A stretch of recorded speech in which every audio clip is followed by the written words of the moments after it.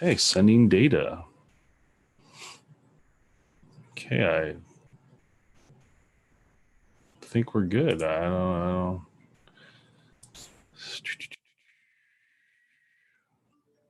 Apologize for the delays. Just trying to get this thing going the right way, and then we can get rolling. I feel like we're closer than we have been.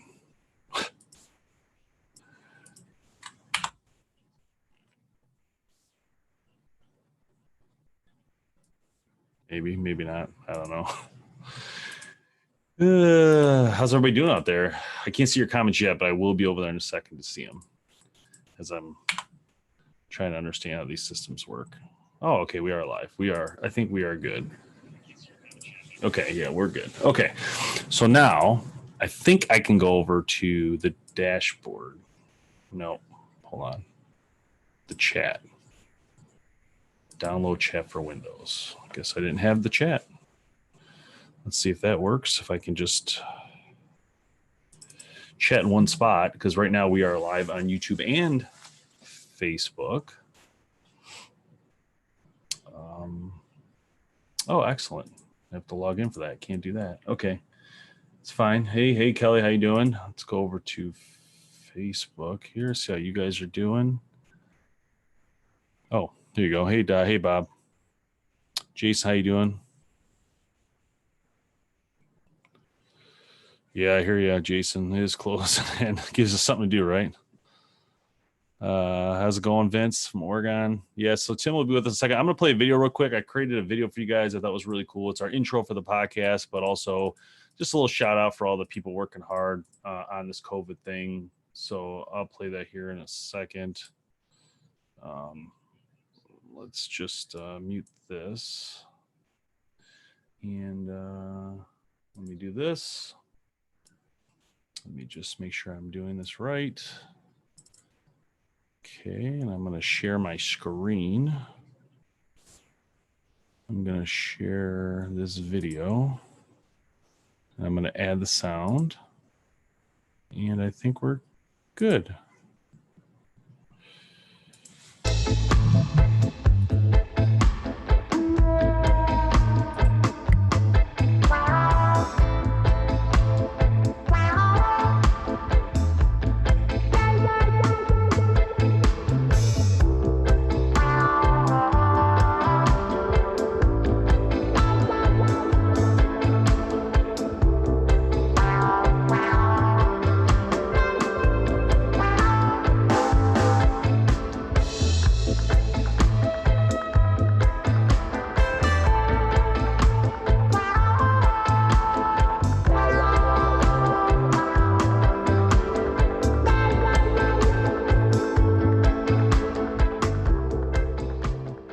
The BHP podcast is presented by BowHunterPlanet.com. Join the hunt.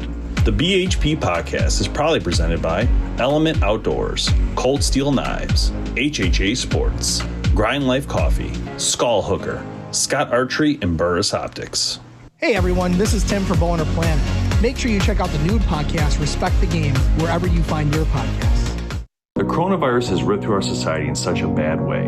So I wanted to take a moment to thank the first responders, our nurses, doctors, firemen, policemen, and military for everything they do and giving us a chance to fight this thing with the best of our abilities. Thank you from the BHP family to yours.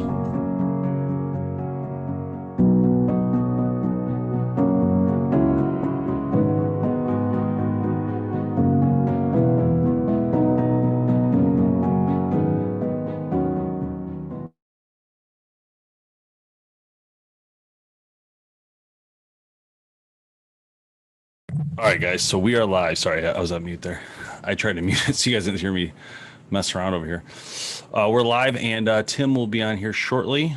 Let me just, I'm just trying to move my screen over so I can see you guys a little better. Okay, there we go. So special thanks to the first responders for what they do. Just definitely wanted to create a little quick video on that just to say thank you. Obviously, this is a strange situation for everybody, and you know, you guys are out there doing it, getting in it first, and are the really the heroes in this scenario. And it's amazing to me to see how in life, you know, different things happen like that, and you have people that are now the heroes that maybe weren't necessarily considered heroes before, but it's pretty incredible. All right, let's see when Tim joins.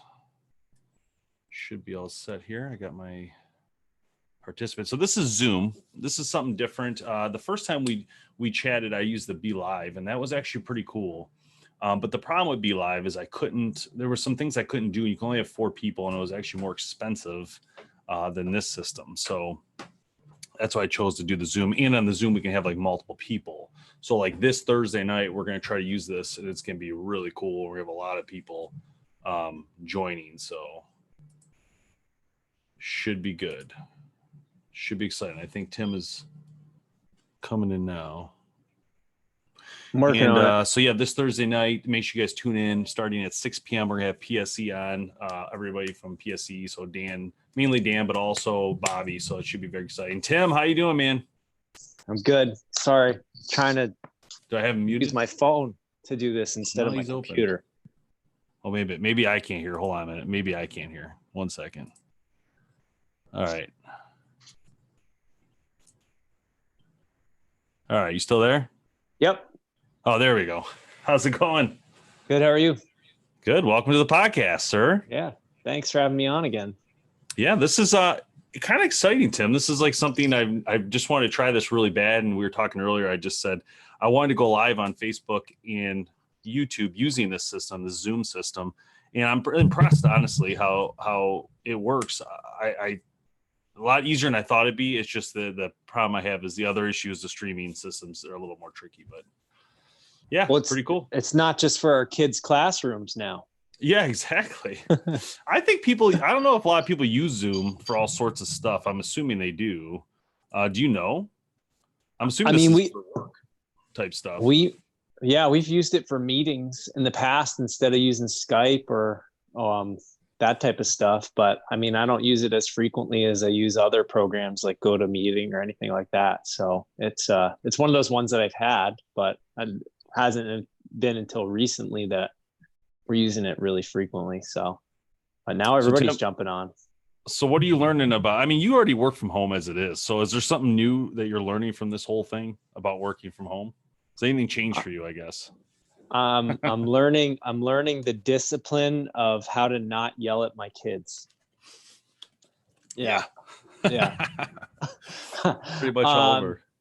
Yeah, no, they're doing pretty good. The first week we kind of gave them almost as like a week-long snow day or vacation type of week, and all they did was kind of hang on their Xbox and watch YouTube and do whatever, because we knew it was just such a mix-up for them. And then the second week we kind of increased it, and then the last 2 weeks we've really been trying to keep them on a schedule and keep them regimented, which means that I have to stay on top of them. My wife is still going to work out of the home, so I get to be the bad cop all the time, which is great. And then when she gets home, then we get to reverse roles, and I get to be the good cop and she gets to be the bad cop, which is great, because I get told I'm mean all the time. So yeah, I hear you. It's different for me. I'm used to being in an office all day, so it's very odd to be here all day. But I don't. There's times I work from home, which I don't mind, but it's okay. I guess it's okay once in a while. But this experience has been a little bit opposite for me. It's just been a little too much. Like it's not that I can't get the work done or anything like that. Just I miss the social interactions, and I think that a lot of times we as people, we crave that, and I feel like we've kind of lost a little bit with this COVID thing. Whereas you're so used to even just hanging out with the neighbors. It's not like I guess the problem is it's not really like a holiday. You know what I mean? You're not able to okay, so if it was just like, hey, you can't go to work, blah blah blah, and you can still play bocce ball with your neighbors, you can still go to your lake house, or if you can still travel or go out to eat, that would be different. I think you would then find yourself more enjoying it. But since we really can't do any of that, and we're still all trapped in our homes across the world, it's kind of interesting to see that difference. But that's, I think, where the social distancing is a lot harder than I think people thought originally. It seems like the challenge for most people mentally is the fact that we've essentially had our free will removed. Before, even though it's, let's say for me, someone who's worked from home the lion's share of my career, I've had offices and I've worked other places and wherever else, but most of the time I spend my time, in my home office because the commute's really short and whatever else. But, I would take the occasional jaunt every couple of days to the post office and the bank, and then go to the grocery store, probably 3, 4, 5 days a week, not always during the weekdays, but at lunchtime, and grab something that I needed for a recipe at dinner, or, a little snack or a treat that I wanted, or, grab something for lunch that I didn't have here on hand. And all of that's kind of been removed based upon this. And because of that, that's where I think the big challenge is. You have to have this level of discipline that you've never really had before. In some ways it's really good, but in other ways it's really challenging, because we're used to having that freedom of movement, and now it's completely been restricted. For me, it's like going to the gym. That's off the table. Sometimes I go to the gym midday. I can't do that. My gym is in my office now, or my again, going to the post office and just walking into the post office and seeing somebody walking out and shooting them a smile and a wave. I mean, we don't have, like you were saying, that interaction. And that's been an enormous adjustment. By contrast, you have someone like yourself who's used to going into an office environment, used to those direct personal connections and interpersonal conversations, one person to the other, standing 2 feet away from each other. And that's all been removed for the time being. And a lot of people are struggling with that. And I can understand it. Again, for me, I crave those little outings to the post office, the bank, and the grocery store. I can't imagine what it's like for folks that have gone into an office for 25 years and that's the only culture they know. It's completely different. Yeah, it's seriously crazy. Yeah. So, the other thing is, most of the schools are done, as James is saying on the Facebook is one of the comments, but he said Pennsylvania schools are done for the year, but I think most of them are done. I know Michigan is, I'm assuming New York probably is, and New Jersey and the East Coast, I would assume, since it's most worse over there. But it is going to be a huge adjustment with that alone, right? Because now that the kids will be home all the rest of this year plus the summer, it's a little bit tricky. And the other thing is, like we were talking about the other day on the podcast, it's the first time in my life that my schedule has been completely cleared, for like family vacations and camping. Right. And we were going to go to Cedar Point this year. And so it's interesting to see that all wiped away. And then now I like miss that stuff more than ever. Before it'd be like, I just not that I don't want to do it. You just get that feeling like you're working all the time. And then you have to go to like Cedar Point, wait in all these lines and stuff. And you're just like, I don't really want to do that. But now it's like, I kind of wish I could do that, just because it's like you get sick of just doing nothing, But I don't know if you've been following the Some Good News segments from John Kransky, whatever his name is, from The Office, that guy. But he's been doing these Some Good News episodes. But anyway, on the Some Good News for this, I feel like Minnesota, I heard, was still allowing hunting. And so is Michigan. I know that. So that's definitely some good news to get out and do some hunting in turkey. Yeah, we still have hunting. We still have fishing here in New York. All of our trail systems are open. All of our public lands are open. And the state is really encouraging people to do that, which frankly, I was sort of surprised. The public bathrooms are closed. They're obviously encouraging people to social distance, and then they're not allowing people to come in large groups unless they're direct family members. So like my family of 4 can go to the trail and we can walk together. But if you're going to congregate with 3 other families of 4, they're not allowing that. But to be able to go and, recreate and utilize public lands and take advantage of what we all have at our disposal is awesome. I feel badly for the people that don't have those opportunities. I was talking to a friend of mine in North Carolina yesterday online, and she was saying that they closed down the trails by her. And for her, again, just like me, that's an enormous, you too, and that's an enormous outlet for us to go and kind of blow off steam, and in her words, not lose her marbles. And, it's kind of been taken away. They don't even have that opportunity. So, that's the one thing. I'm not necessarily always a huge proponent of our governor here in New York, but he has talked about how there are certain restrictions and certain measures that we can't put into place because it's just going to mentally disrupt our citizens more than they already are.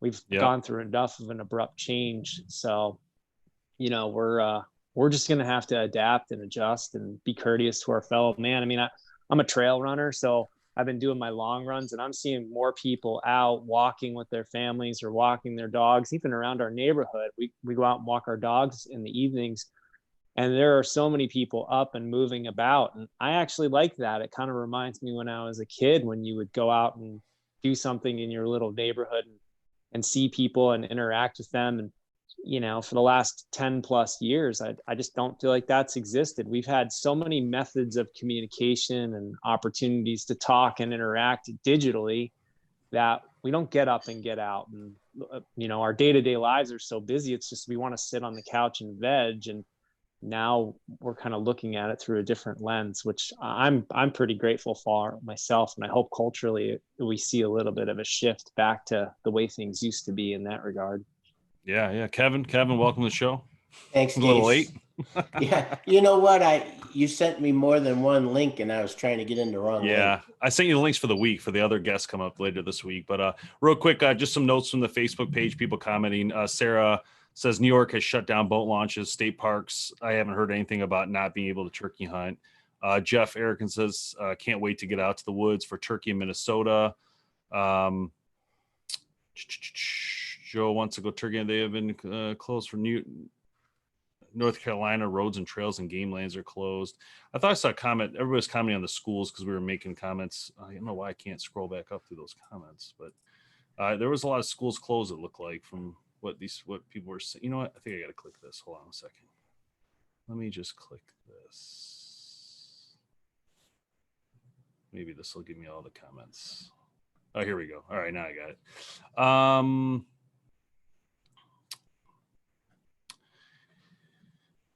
Sorry, trying to scroll through these. Yeah, New York, the schools are all closed. Missouri, I think NB is at Nebraska, I assume. Yeah, Georgia. Nebraska. NE would be Nebraska. NB Yeah, might New be York New Brunswick. again. Yeah, could be. It says Washington, Oregon are shut down for all hunting and fishing. Oh, God, that's definitely not some good news there. That doesn't make sense to me. It's like, not like you're in direct close proximity to people, right?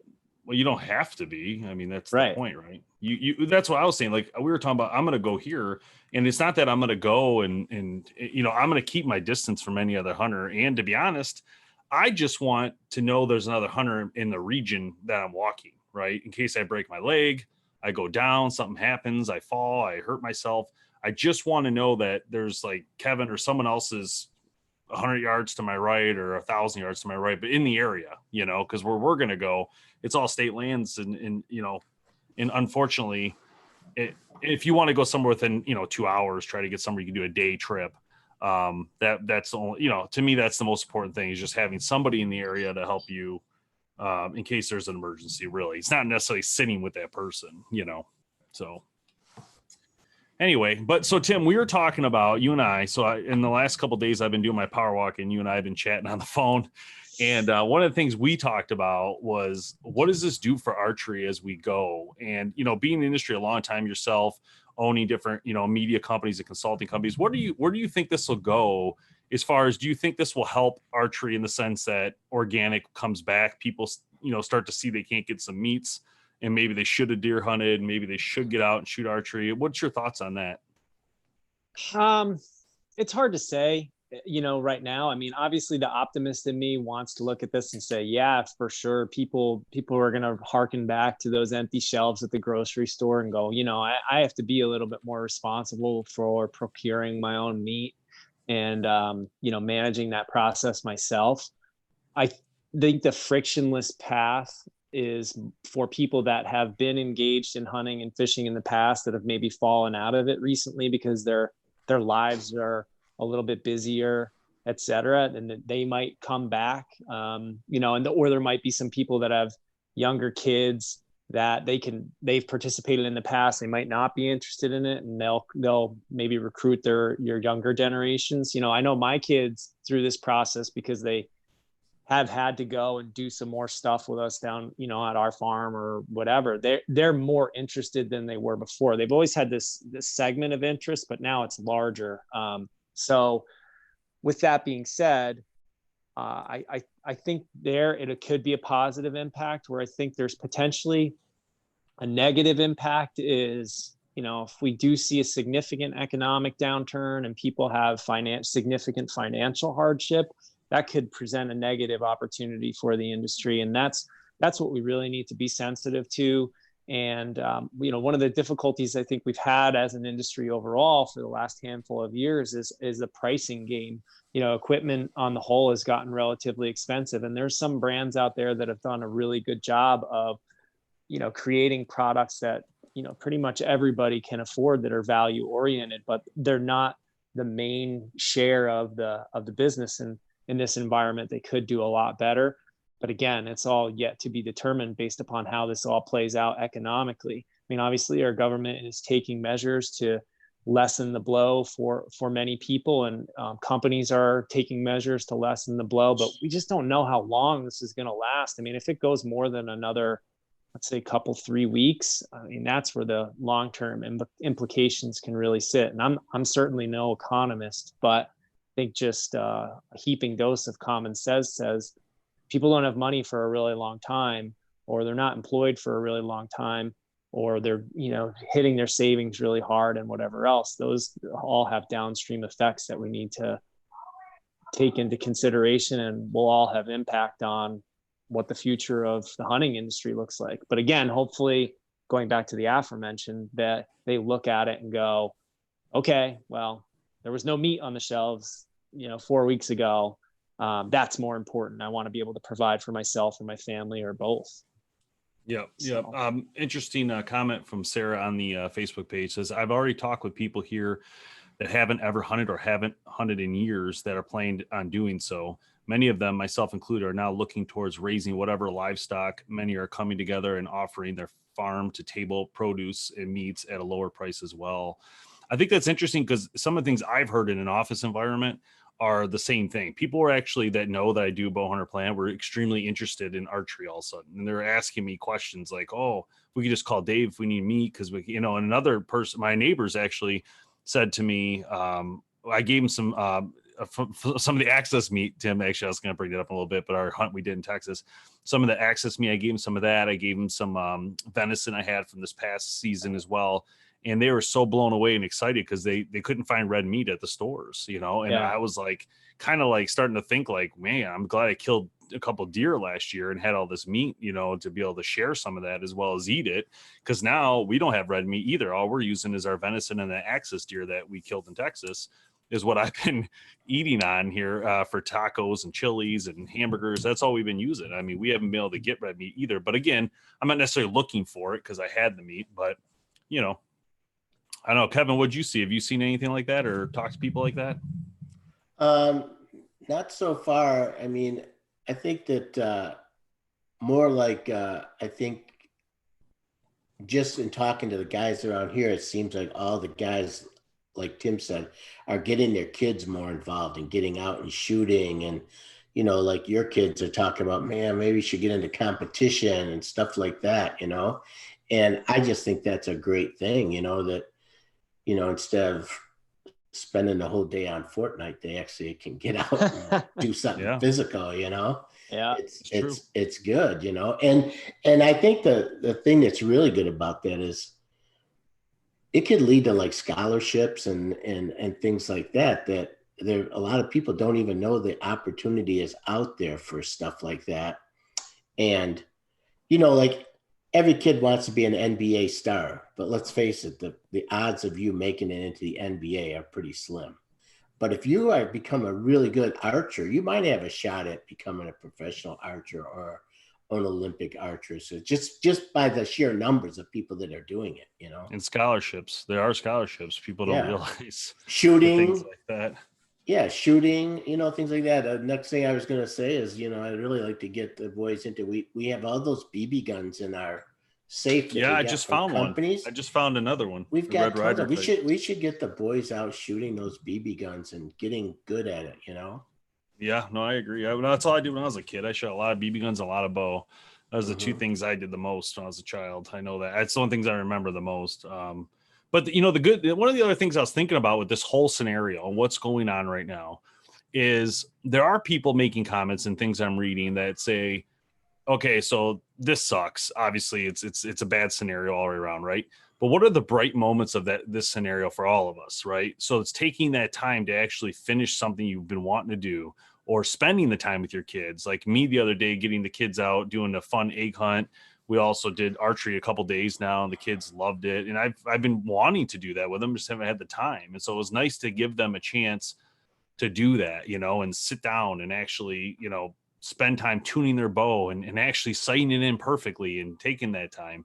I feel like that's been something that, it's just hard to do, and having this time, there's so much extra time that no one's would have ever thought, could happen, is not necessarily a bad thing. Maybe it's more of a blessing than we all think, in a weird way. Slow down society just for a little bit. My spice shelf in my kitchen is cleaned and alphabetized now. All right, so let's shift a little bit to Tim, let's shift a little bit to industry. So what have you seen this year so far in the industry, archery industry or outdoor industry in general, that you like, that you don't like? Are you seeing conglomerates? Are you seeing companies go out of business? Like, what, tell us the status from your perspective.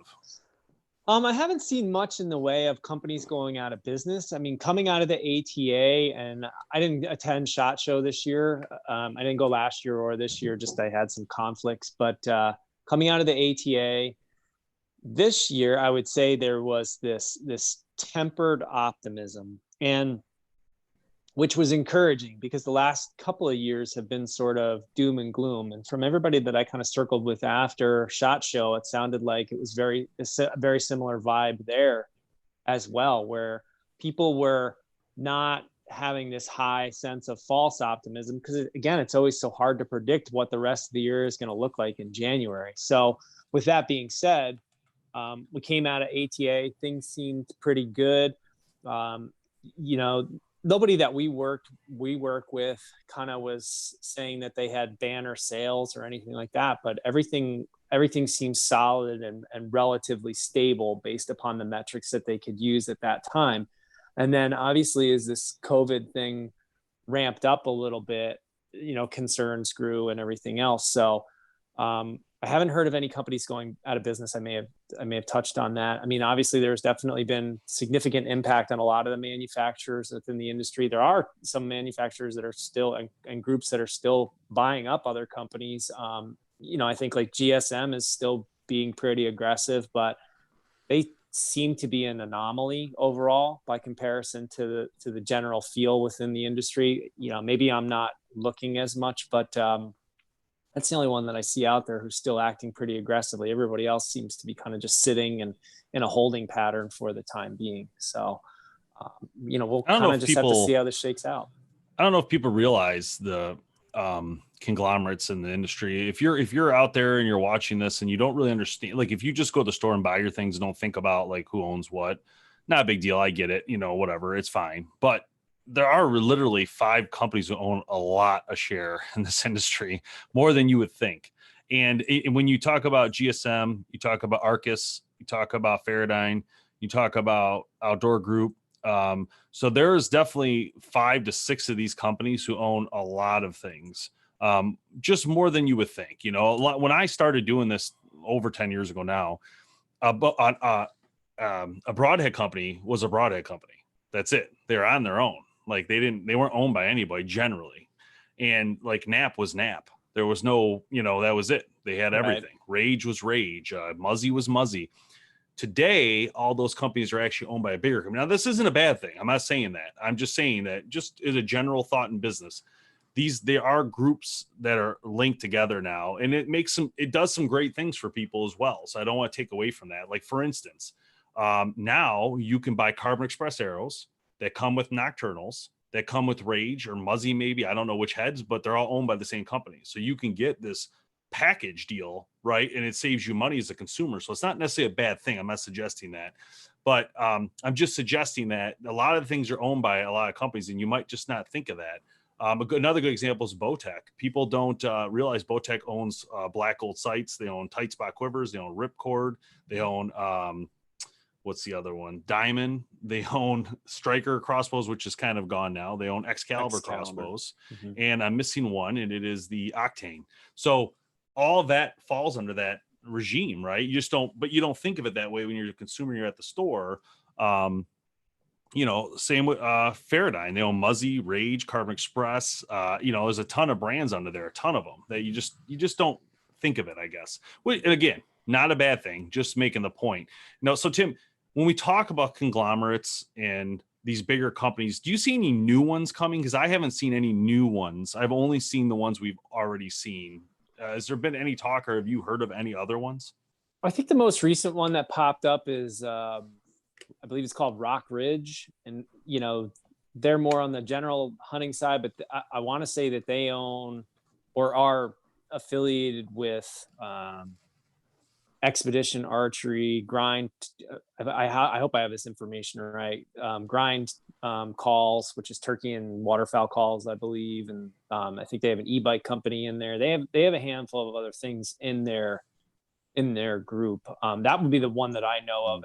That's the newest, but outside of that, I've seen that slow down a little bit. It seems like over the last few years, but you know, it's not gone, and it's certainly something that's going to continue to happen. I mean, our industry, when that started sort of happening, I mean, it started happening, I think, a lot longer ago than people really recognized. But when it really started getting aggressive within the last 10 years, you saw a lot of consolidation. You saw a lot of brands get picked up by others, and you know, big companies getting merged together under another umbrella. You know, you touched on Faraday and, you know, kind of Rage and Muzzy. I mean, that was when I remember there was a lot of scuttlebutt when that particular acquisition happened, when basically the company that owned Rage then bought Muzzy as well. And people are like, oh my gosh, you know, Rage bought Muzzy, and that's not what happened. You know, it was a larger company that was above that, but you know, it was a major disruption amongst the consumer for sure. Yeah. I wonder how much this COVID thing is going to put some of the smaller companies on the edge of where they will be like at risk of companies coming in, taking them over, because financially they're going to need cash. Well, the one thing I would say, Kevin, about that is, you know, there's not been much of a barrier to entry in the outdoor industry for the longest time, you know, and so we have a glut of manufacturers in general of all sizes. So with that being said, I mean, I've been frankly of the mind that we've needed some bloodletting for a long time for the overall health of the industry to be that much better. And I'm not the first person to ever say that. One of my mentors, who was in the industry for, you know, nearly 40 years, has been saying that since the late 80s. And so, you know, meanwhile, the industry has shrunk. And so it's more difficult both to get a piece of market share and or a share of voice within the marketplace, within the marketing sphere. So it's been a challenge overall. And if we had, you know, and I'm not wishing doom and gloom on anyone, you know, I want to see everybody do better, but the only alternative to that is we have to recruit more people. So if we come full circle in the conversation, that's really what we need to do to have greater health on the whole, is get more people involved in hunting, fishing, archery, and everything else. And the more that we do that, the more that we can support as an industry. Yeah. Gotta get people buying stuff. I mean, that's always the number one right. thing. And hopefully, you know, the issue we're going to have right now is for turkey hunting, people aren't going to be able to go to the store to buy anything, because they're not going to be allowed to go. But hopefully they have the ability to at least get out and see the things they need for even when we can be allowed to buy things again, whether that's the calls, that's the blinds, the decoys, the bows, you know, all that stuff. But another quick point I was going to say that about this conversation is that a lot of the archery companies are not in these conglomerates. There's only a couple that are actually a part of something bigger. Matthew stands alone with their archery stuff. Bowtech technically stands alone because it's all archery specific related, but maybe we can call that a conglomerate. PSC stands alone.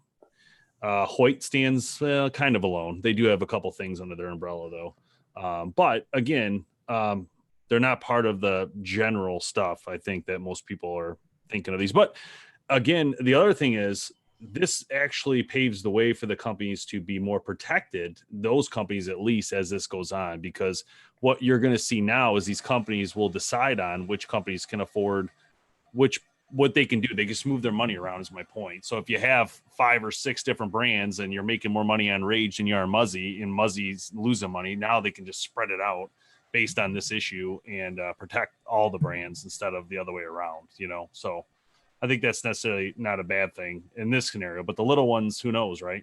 It's going to be hit or miss. Yeah, I mean, they also don't have the same level of expenses. They're probably a lot more nimble, a lot more scalable as far as how they can act and react. Supply chain is probably a little bit closer. They probably have a little bit more control over their supply chain. So there are certainly some advantages to being a smaller manufacturer. Of course, everyone is susceptible to risk. They're not risk averse at all, but they do have the opportunity to have a lot more control and again, be a lot more nimble by comparison to these larger consolidated groups. I mean, in the consolidated groups, there's advantages too, again, because of how their supply chain is built out. They are more of a movable force, and they can have control over their supply chain in a different way. Obviously, the economies of scale that come with production of more goods and whatever else, and how that impacts supply chain. But nobody's immune to what's happening right now. And it doesn't matter whether you're a manufacturer or an individual, we're all being impacted one way or another. Yeah, for sure. So Tim, what's going on, man? So did you have to cancel all your hunts you had this year planned? No, nothing's canceled yet. I'm still waiting on sort of what tags I'll draw out west. We can still hunt here at home. Our turkey season opens May 1st. I'm not a huge turkey hunter, but right now I just got to get outside. So a little bit more. Yeah, and the rest of us. Yeah. So I'll be in the turkey woods, I guess, if they let us. But no big changes just yet. But again, a lot of it's just going to depend upon how long this goes. I mean, if there's a massive financial impact for me, then yeah, I'm going to have to make some hard decisions and not apply for Iowa like I want to this year, because I have plenty of points to draw, but it's just, we'll see. Guys, one of the things, go ahead, Dave. I would say the hardest part about the Iowa thing is the travel. It's not necessarily being in the hunting situation. It's the travel, getting there. And is that going to be feasible for what the new outcome of our new normal looks like, right? That's the problem for this year. Gosh, guys, if this goes on till October, then we really did something wrong as a society, because you look at every other country where they've kind of gone through this whole process, they're working their way through it. So if it goes on that October, November, we really messed up. Hopefully we're not in that point.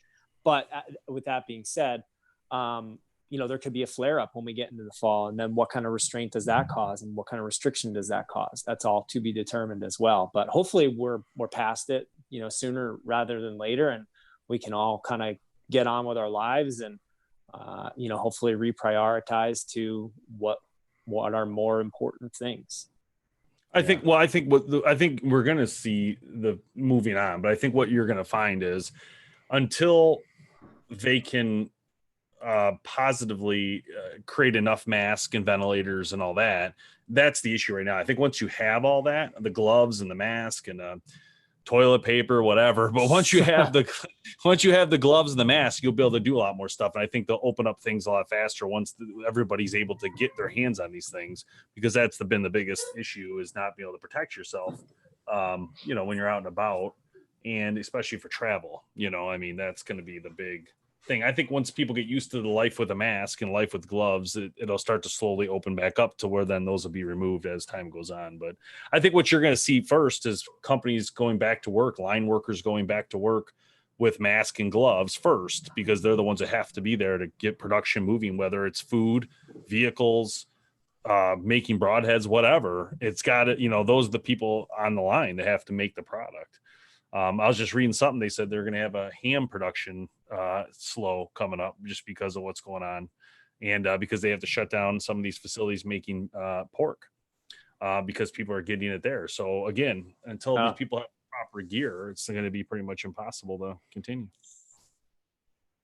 Yeah. So anybody got any questions on the live feeds, go ahead and post them now for Tim. We're going to go a couple more minutes. And Dave, one of the things I was thinking about with the, talking about the marketing and getting people back into it, a big emphasis is on bringing, kids into it and stuff like that. But I think one of the big things that's missing is people like me who hunted for a long time, or even just a little while.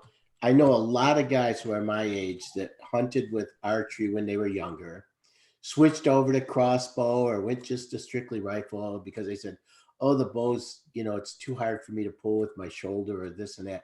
I think the increase in how effective these new bows are with the let off, and let's face it, a 40-pound pull now is probably as good as a 60-pound pull back in my day. And I found, you got me back into shooting archery again. I found it, wow, this is a lot easier than it used to be physically. So I think that's one of the audiences that they need to target, is say, hey guys, it's not as hard as you think to get out there. You think your shoulder's hurting or something like that. You don't have to shoot 80 pounds. You could shoot 50, 45, 50 pounds and still get enough speed on an arrow to kill a deer or anything else for that matter. I think the bow companies, not all of them, but I think the couple I'm thinking of are off the top of my head. I guess the Diamond lines, the Bear Archery lines. I think PSE has a decent amount of line for low cost options and solutions. I know Bear Archery has a huge amount of bows that range from literally $300 to $1,000, but in that range they have bows that are, in my opinion, package deals that are perfect for people who don't want to spend a ton of money. But those bows are so flexible on the way the mods work, where you can shift it to fit anybody. You can also, the weights can be lowered dramatically. It's just the perfect time to buy a bow right now, honestly, because the prices are so good. I mean, that range that you can find anything that fits anybody. So it's pretty incredible. All right, let's take a question. So Tim, this question is from Jason online. It says, what are your thoughts on small business archery shops and the hit they're taking right now? I mean, from what I understand, a lot of them are not open for business. So it's going to be a hardship for them. You just got to hope that it's kind of like a pent up thing, and that once people are able to get out and move around, that they'll be jumping into those shops. And again, hope that there are opportunities for people to, kind of R3 and get involved, and because of that end up in those shops. I mean, it's obviously not ideal for them right now whatsoever, but the sooner that this whole thing passes, and if we're more disciplined about our social distancing, the better off that those shops are going to be in the short term. Long term, it's all going to be to be determined. A lot of it will depend upon what their product mix is like, and how they're serving their customers and what their customers are like. A lot of those guys, there's like two segments, it seems like, when it comes to archery shop owners. You have guys that are straight businessmen, and you have guys that, and they do well at it. They're also enthusiastic about archery and bow hunting, etc.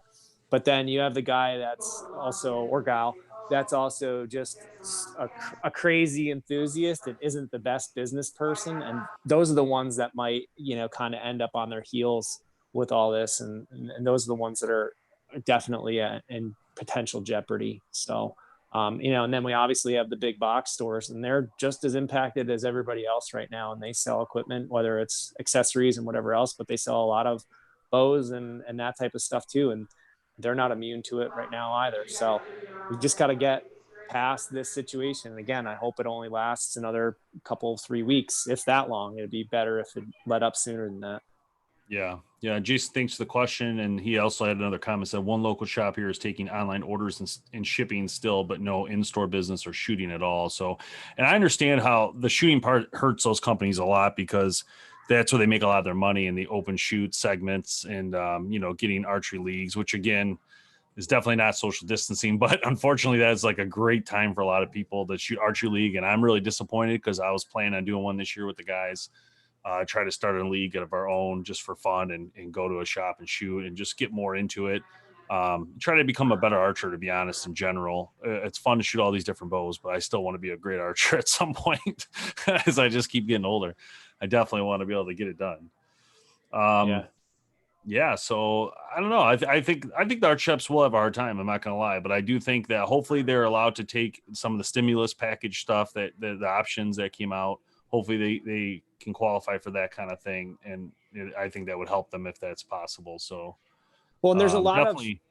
there's a lot of information out there to help them. The ATA is presenting information. I know there's a couple of legal firms that are involved in the outdoor industry that are helping them wade through all that. So, if people haven't sort of looked into those opportunities to see how they can take advantage of the stimulus money and some of the SBA grants and SBA loans and everything else, I mean, those are all things that they should be looking at right now, because again, that $2.2 trillion stimulus package, they are entitled, if you will, to their part of that to help them get through whatever hardship they've experienced and will experience through whatever that timeline looks like.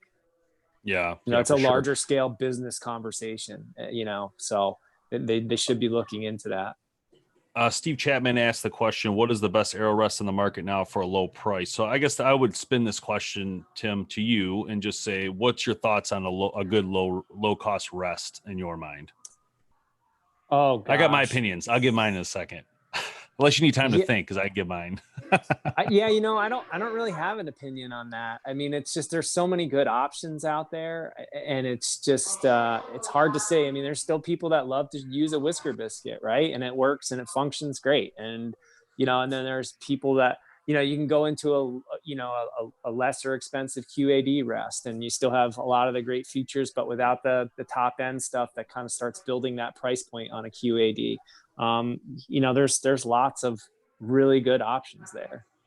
Yeah, I agree. I was going to say whisker biscuit as well. It's one of my favorite rests. In fact, it's actually on my hunting bow right now. It's one of my favorite rests, and mainly because I can do it myself. I put it on, I get the bow sighted in, it works great. And depends. I mean, I feel like it depends how many shots you're going to put through the bow in a lifetime of that rest. So like for me, I'm going to shoot that bow maybe 100 times total with hunting in it, in mind, probably not even 100 to be honest. So for me, that rest is perfect. You can wear that rest down, but you'd have to shoot a lot to do it. But if I was picking a high end one, I would absolutely pick a ripcord or a QAD drop away. Generally that's what I'll put on my hunting rig. Just depends. But for right now, I got a whisker on there and I'm happy. I'm dead on and I'm going turkey hunt with it. All right, Tim. Well, thanks, man. I appreciate you coming on the show. Anything else you want to share? No, just kind of keep social distancing and find some time to, get some fresh air. I think that's important. It's what we all need to be doing right now. Use the time wisely. If you ever thought you wanted to do something with yourself or your life, or you ever wanted to read a book or start a business, or you had a cool idea, now's the great time to think about it and actually take action on it. I mean, you're never going to, hopefully we never see something like this again in our lives, but I feel like you gotta be proactive in every way possible right now. So, and that's just me from a greater perspective outside of hunting and archery and whatever else. We're in a strange way, this is a little bit of a blessing and we should be maximizing it. Absolutely. Tim Kent, thank you so much for being on the show, man. We'll see you later. You bet. Thanks. Thanks, Tim. So Kevin, finishing up real quick. I just want to, there's some good stuff, man. Talking to Tim is great, always is. And having Tim on to chat about business is one of my favorite things. I talk to him all the time about these things. So for me, it's just a win to talk to him. With having live people be able to ask questions is an amazing thing. Yeah. So guys, I'm going to go through later, and everybody who put a comment and made comments during the show, I'll put in for a drawing to try to win some stuff. I got to engage a couple of our sponsors to make sure they're still good for doing the giveaways, but that's the goal. So thanks for joining us on the podcast today live. We will be back Thursday night. We were doing a couple in a row Thursday night, so be ready for that. We have 6 p.m. PSEs coming on. Dan and Bobby will be joining us. So 6 p.m. Eastern Standard Time. That'll be exciting. We're going to talk all things PSE. And after that, we have Dan Johnson from Nine Finger Chronicles on at 7 p.m. So that's going to be exciting. So we have 2 full hours of podcasting live, so you guys can chat, talk, have chances to win stuff. Again, having these comments section is really cool. So that's it. All right. Thanks, Kevin. All right. Stay safe. All right. We'll see everybody out there soon. And thanks for watching the BHP podcast. We'll see you later. Now I'm going to try to figure out how to stop this thing. Here we go.